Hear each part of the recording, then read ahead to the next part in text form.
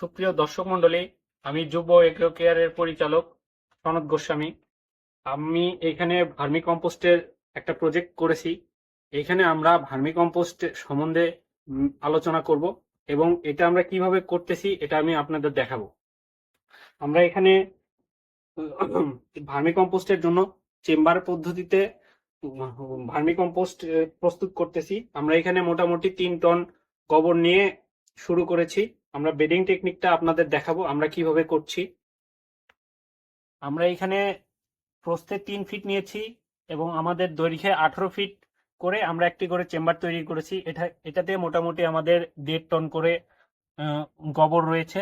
আমরা আপাতত গোবরটা শুকানোর জন্য রেখেছি। গোবরটা আমাদের এখনো ভেজা আছে, এই জন্য আমরা আরো এটা কিছুদিন রাখবো যাতে গোবরের ভিতর থেকে এর গ্যাসটা, ক্ষতিকারক গ্যাস যেরকম অ্যামোনিয়া, মিথেন এগুলা বের হয়ে যায়।